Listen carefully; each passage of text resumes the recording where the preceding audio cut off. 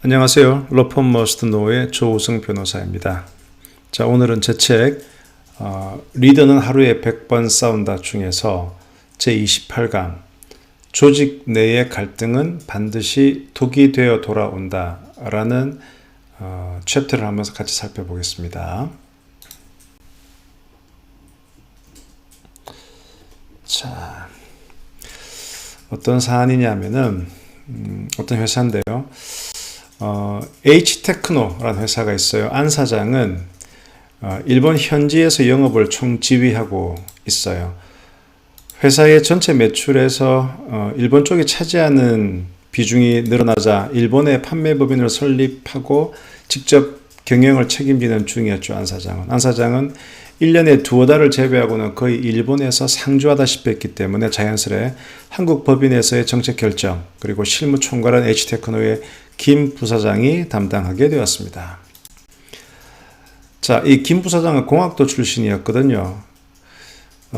H테크노에 합류한 지 3년쯤 되는데 현재 회사 내에서 2인자로 자리를 굳힌 상황이에요. 하지만 김 부사장은 연구개발 전문이었기 때문에 일종의 CTO 역할이죠. 그래서 안 사장은 영업 부문을 보완하기 위해서 외부에서 추천을 받아서 박 이사를 영입하게 되었습니다. 네, 박 이사가 H테크노에 입사한 뒤에 영업을 총지휘해 보니까 회사 내에 문제점들이 계속 발견되었어요. 근데 그중 상당 부분은 김 부사장의 미숙한 경영 방식에서 비롯된 것들이었던 겁니다. 그래서 박 이사는 이 부분에 대해서 김 부사장에게 내색을 하지 않았는데 마음속에만 담아두었어요. 그러다가 이제 안 사장이 일본에서 돌아오자 독대를 신청한 거예요. 그리고 직접 모든 내용을 전달했습니다. 안 사장은 자신이 몰랐던 내용도 많았다면서 박 이사에게 감사를 표시하고 조만간 시정하겠다 이렇게 말했습니다. 자, 그런데 안 사장이 일본으로 돌아간 후에 김 부사장이 박 이사를 바라보는 눈빛이 예전 같지 않았어요. 사사건건 시비를 거는가 하면 무슨 의견만 내면 항상 반대 입장에 서서 박 이사를 힘들게 한 겁니다. 또 박 이사가 추진한 프로젝트 가운데 수주 결과가 좋지 않으면 그 부분을 크게 문제 삼아서 회사 내에서 공론화하는 등 소위 박 이사 왕따시키기 분위기가 조성이 되는 거였어요. 그래서 박 이사는 주위 사람들을 통해서 김 부사장이 자신에게 이런 적대적으로 구는 이유를 알고 봤더니 박 이사가 안 사장에게 독대한 내용 있잖아요. 그거를 안 사장이 또 김 부사장에게 얘기를 했고 당연히 김 부사장은 열받겠죠. 그날 이후에 김 부사장은 박 이사에 대해서 적대감을 갖게 되었다는 겁니다. 네, 안 사장은 계속 일본에서 체류하는 시간이 많았고 또 김 부사장이 박 이사를 교묘하게 공격하면서 왕따를 시키는 상황에 대해서 자세히 알지는 못했어요. 결국 박 이사는 혼자서 이런 상황을 견딜 수 없다고 판단해서 결국 회사를 그만두게 되었습니다. 의외로 많은 CEO들이 부하 직원들 사이에서 벌어지고 있는 이런 치열한 암투, 이걸 눈치채지 못하거나 알더라도 심각하게 생각하지 않아요. 암투에 휘말린 사람이 도움을 요청해도 서로 잘 협조해서 좀 하지 뭘 그래 라면서 별일 아니라는 식으로 대응을 해버립니다. 하지만 제가 이렇게 기업을 자문하는 과정에서 느끼고 경험을 해보니까 기업 내에서 이렇게 이루어지는 암투는 그 옛날 궁정 내에서 벌어졌던 이 파벌싸움 못지않게 치열하고 심각하더라고요. 자, 박 이사로부터 분명히 충언을 들은 안 사장. 근데 그 이야기를 김 부사장에게 어떤 식으로 전달했을까요? 아마도 김 부사장님 이런저런 이야기가 좀 나오고 있는 것 같은데 어떻게 생각하십니까?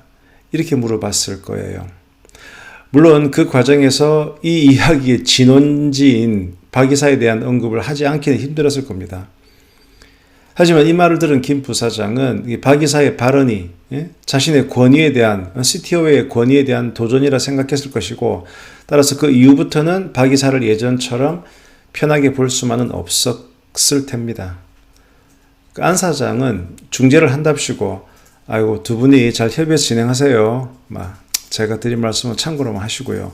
이런 식으로 말하면서 크게 꾸짖는 말을 하지 않았을지도 모르죠. 하지만 안 사장이 이렇게 한 발 뒤로 빼는 식으로 말했다 하더라도 김 부사장으로서는 CEO가 그런 이야기를 한다는 것 자체가 자신을 믿지 못하기 때문 아니냐 이렇게 생각할 수 있고, 나아가 그런 문제를 제기한 사람에 대한 반감 가질 수밖에 없죠.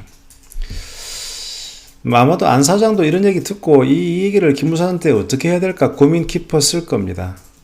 그리고 박 이사가 지적한 그 김 부사장의 문제점에 대해서 안 사장이 완전 몰랐다고는 보기 힘들 거예요. 하지만 자기는 어쩔 수 없이 일본에 나와 있고 또 그동안의 관계 등을 고려해 보면 또 H테크노에서 그 김 부사장을 배제할 수 없었던 불가피함이 있었겠죠. 결국 이 순진한 박 이사만 이 충원에 대한 대가를 톡톡히 치른 셈인데요. 또한 안 사장은 조직 내의 암투를 예방하지 못할 망정 이 부추긴 꼴이 되어버렸죠. 결과적으로 소중한 인재 한 명을 잃었죠. 참 그렇다면 박 이사, 뭔가 조직 내 문제를 느꼈던 박 이사는 이게 어찌 행동을 해야 됐을까? 한비자의 설림 하편에서는 좀 재밌는 얘기가 있어요.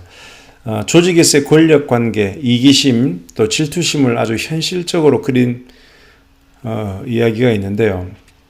송나라에서 재상이 국정의 실권을 잡고 있었을 때입니다. 그래 왕이 있지만 재상이 국정의 실권을 잡고 있을 때인데 그 계자, 이름이 계자인데요. 계자라고 하는 책사가, 그러니까 그 브레인이죠. 책사가 송나라 방문해서 왕한테 국정에 관한 어떤 진언, 컨설팅을 하려고 한 거예요. 근데 아까 말한 대로 재상이 지금 파워가 있다 그랬죠. 그런데 이 계자라는 책사는 왕한테 직접 다이렉트로 뭔가 이렇게 설명을 하려고 하는 거예요. 그때 아주 그 똑똑한 양자라고 하는 사람이 그 소리를 듣고 계자에게 이렇게 충고하는 겁니다. 어이, 미스터 계자. 당신이 말이야 진언을 할 생각이라면 그 재상, 그 실권을 갖고 있는 재상도 함께 동석해서 그 자리에서 하는 게 좋을 걸세. 그렇지 않고 말이야 1대1로 다이렉트로 그렇게 하면은 왕에게 하면 자네에게 뜻밖의 재난이 생길지도 모른다네. 이렇게 말했다는 거죠. 만약 계자란 사람이 자기 똑똑하다고 왕을 독대한 상황에서 진언을 했다면 자, 따돌림을 당한 재상에게 미움을 사게 될지도 모르죠. 자, 누군가 자신을 배제한 것 같다는 느낌을 받는다면 어느 누구든 불안하고 불쾌한 법입니다. 더 중요한 것은 그러한 노여움은 왕에게 향하는 것이 아니고 그보다 낮은 계자에게 향하는 점이죠. 자, 계속해서 한비자에 나오는 예화를 좀 말씀을 드릴게요. 한 두 가지 예화가 있는데 하나 설림 상편에 나오는 겁니다. 자, 진진이라는 사람이 위나라 왕에게 존중을 받았어요. 그런데 해자란 사람이 말하기를 이렇게 충고하는 겁니다. 네 말이야 반드시 측근들한테 잘해라. 왕의 측근들한테. 버드나무는 옆으로 눕혀 심더라도 바로 살고 거꾸로 심더라도 바로 살고 꺾어 심더라도 역시 산다. 근데 만약 10사람이 그것을 심는다 해도 한 사람이 그것을 쫙쫙 뽑아버리면 살아날 버들이 없어요. 도대체 10사람이나 되는 많은 사람이 이 아주 정말 생명력이 강한 나무를 심는데도 한 사람이 쫙쫙 뽑아버리면 이걸 왜 이겨내지 못하는지 아냐? 심기는 어려워도 뽑기는 쉽기 때문이지. 자네가 비록 아무리 그 자신을 왕에게 심는다, 이렇게 너를 왕에게 잘 심는다 하더라도 자네를 뽑아버리려는 자가 많으면 자네는 반드시 위태로울 거야. 이런 얘기를 했고요. 또 외좌설이라는 그 편에서도 이렇게 말을 했습니다. 자산은 자국의 아들이다. 그러니까 정자산이라고 그 정나라의 유명한 재상이 있죠. 그 아버지가 정자국이네요. 자, 하여튼 자산은 자국의 아들인데 그 자산이 그 정나라 군주한테 충성을 하자 그 아버지인 자국이 그를 꾸짖으며 이렇게 말했답니다. 야, 다른 신하들을 다 어기고 네 혼자서만 군주에게 충성하려고 하면 그 군주가 현명할 때는 능히 네 의견을 들어주겠지. 근데 그 군주가 현명하지 못할 때 네 의견 안 들어줄 거란 말이야. 지금 들어줄지 아닐지 반드시 알지 못하는 사이에 니는 벌써 여러 신하들로부터 떨어져 나가고 있어. 여러 신하들로부터 떨어져 나간다 하면 네 자신이 반드시 위태로울 거고 그거는 네만 위태로운 게 아니고 말이지 장차 이 아비도 위태로워질 것이야. 이렇게 애단쳤다는 거죠. 10사람이 생존력 강한 버드를 심더라도 단 한 명에 의해서 뽑힐 수가 있고 혼자서만 충성하려고 하다 주변의 동료를 잃고 위태로워질 수가 있죠. 참으로 역설적인 얘기지만 한비자의 생애를 아시는 분은 아시겠지만 정작 한비자 본인도 진시황의 부름을 받고 진시황이 이 책 쓴 사람이 저자 직강함 듣고 싶다 이래가지고 한비자를 초빙에 갔지만 결국 동문수학했던 그 순자스쿨에서 동문수학했던 이사가 그때 진시황 밑에 있었죠. 이사의 질투에 의해서 죽임을 당하고 말죠. 한비자의 경우는 현실적으로 따돌리지도 않았어요. 이사를. 근데 따돌림을 당할 상황을 우려한 걱정한 친구 이사에 의해서 죽임을 당한 것이니 상황은 조금 다르지만 그만큼 조직 내부의 암투는 무섭고 치열합니다. 그러니까 박 이사가 이런 점을 알았더라면 직언을 하더라도 신중하게 한 번 더 고민을 했겠죠. 그런데 이 상황에서 제일 중요한 것은 군주, 즉 리더의 태도입니다. 현명한 리더라면 조직 내에서 임직원들이 서로의 이해관계를 다투면서 암투를 벌일 수 있다는 점, 이거 늘 염두에 둬야 됩니다.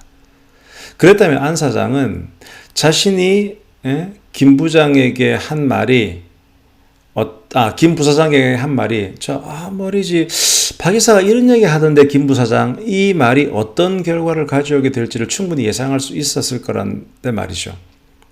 또한 리더는 조직 내에서 왕따가 있고 또 치열한 암투가 벌어지고 있다는 점을 알게 되었을 때 매우 준엄한 태도로 대응해야 됩니다. 리더가 말입니다. 교통정리를 제대로 하지 않고 그대로 내버려 둔다면 중요한 일도 조직 내의 파워게임에 의해서 좌우될 가능성이 크죠. 회사 내에서 2인자였던 김 부사장이 그 영업이사인 박 이사를 교묘하게 밀어낸 것처럼 말이죠.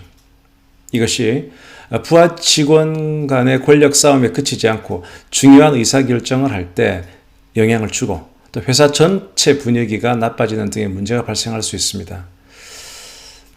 한비자는 리더가 조직 내 암투에 대해서 가져야 할 준엄함을 설명하면서 내저설 하편에서 다음과 같은 예화를 들고 있는데 좀 재밌어요.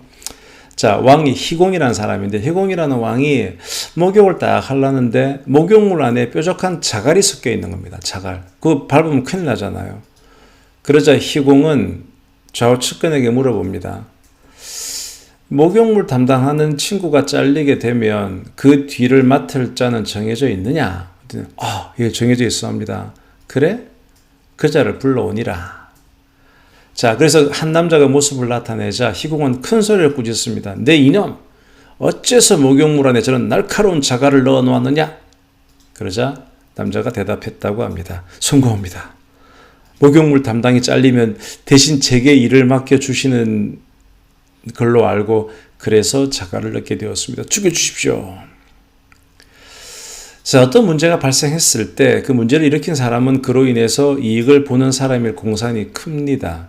한비자도 그 점을 알았기 때문에 이 같은 예화를 통해서 어떤 사건을 규명할 때는 이해관계의 차이를 주시하라는 가르침을 전하고 있는 거죠.